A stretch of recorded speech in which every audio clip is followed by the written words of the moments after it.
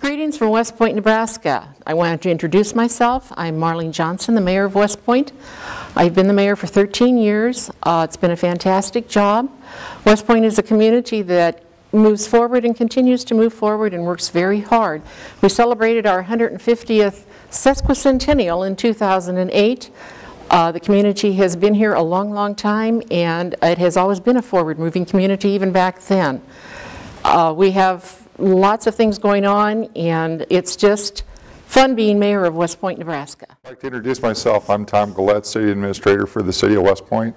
I've been with the City of West Point since the fall of '93. I started as Utility Superintendent and took the position as City Administrator in the fall of 2001. One of the things that we pride ourselves here in West Point is looking for a method or looking for a way to make things work. So if you come to our offices with a project, an idea, a situation, we look for a way to resolve it. We look for a way to make it work. That's what how we attribute our successes is with that thought process. My name is Gary Clark. I am the new Cumming County Economic Development Director for Cumming County. We represent the communities of Bancroft, Beamer, Wisner, and West Point. And we've been here for a little over a year and a half. Our goal is to retain, renew, and expand our communities, our businesses, and our people. My name is Ron Briggs. I'm the President and CEO of Franciscan Care Services. Franciscan Care Services consists of St. Joseph's Retirement Community, the Dinklage Medical Clinic, and 4 other satellite clinics in the surrounding area, and St. Francis Memorial Hospital.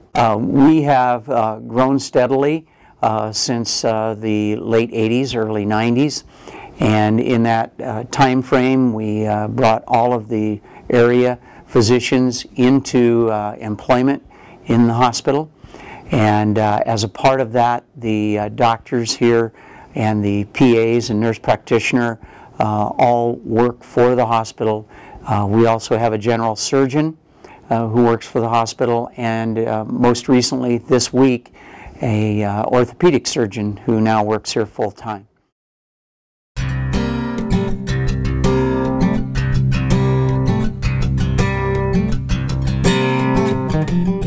I'd like to tell you a little about the history of West Point. West Point was founded in 1858. Prior to that time, a group of people came from Philadelphia, Pennsylvania, and came into the area and were looking at this area. They stopped at the hill on the east side of West Point and looked down over the valley, in the very fertile valley that it is, and decided this is the place. And so they settled here and brought people in from Philadelphia, and at that time West Point was named New Philadelphia. It stayed that way for a short period of time, and then later on the name was changed to West Point because it was the furthest west point of the railroad at that point in time.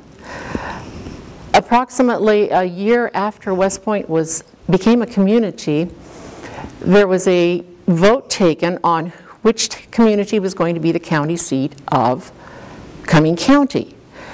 It was decided it would be either DeWitt, Nebraska or West Point, Nebraska. There were 17 people that voted, 17 settlers that voted. 9 of them voted for, 12 voted for West Point and 5 voted for DeWitt. The Franciscan Sisters of Christian Charity out of Manitowoc, Wisconsin have been in the area since the late 1800s and in healthcare here in the community since 1900. So West Point has a great historic background, a community that has always worked together to progress and move forward. We've had many, many businesses here that of course now are no longer viable, such as a flour mill and a pop factory and different things like that, but we have moved from that to have a lot of different diverse businesses and industries that surround the agricultural community that we are a part of.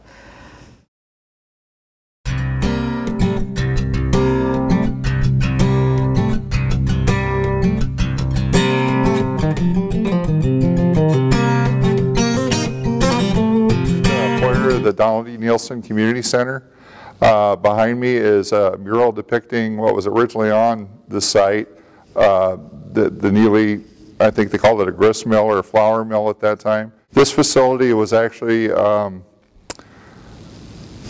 put together by the Auditorium Foundation, and that foundation consisted of 4 gentlemen that had an idea and a vision and wanted it to come together for the community, and this is the beginning of that. My name is Chris Krackemer. I'm the manager here at the Nielsen Center in West Point, Nebraska.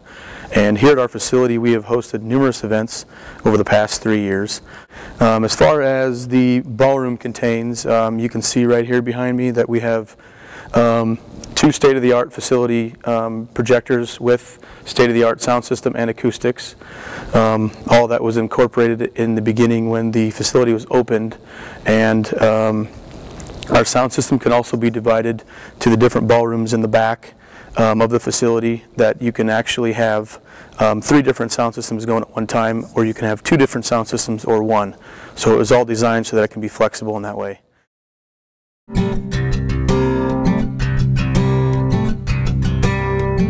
On the north end of that building, we have Northeast Community College.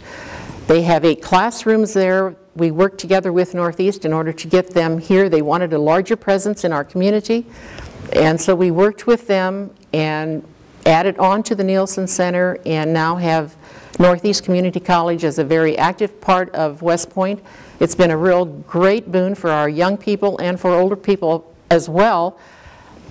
Students in high school can now take at least 1 year of classes through Northeast Community College and save themselves 1 year of tuition at a major college, and it has helped them. They can do this while they're seniors and juniors, and it's just been really, really great for the young people. They have classes for all ages, computer classes, just about anything you might want. They do hobby classes and that type of thing, also photography, iPhone, iPad, all the things that you need to learn about nowadays, that it's nice to have a class where you can go with other people and learn together.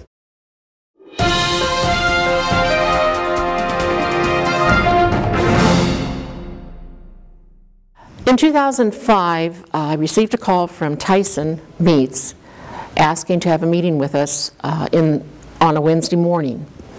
When they arrived, we sat in this very room, and they told us that they were going to close the plant at 8:30 that morning.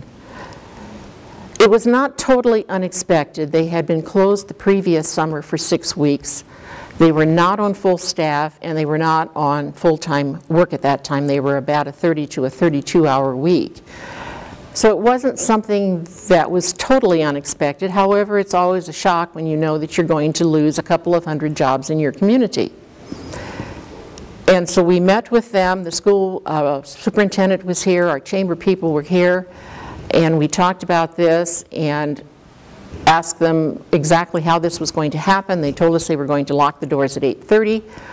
They would probably offer jobs to some of the people, or as many of them as wanted to move to other plants in the area. They were going to offer them jobs. Beyond that point, they were going to shutter the plant, and it was going to be closed. I asked them what they were going to do with the facilities, because I did not want something like that sitting out there as the entrance to our community and having it fall in rack and ruin. They assured me that they would keep the plant in reasonably good condition. I asked them if we could find someone else to purchase the facility, would that be okay?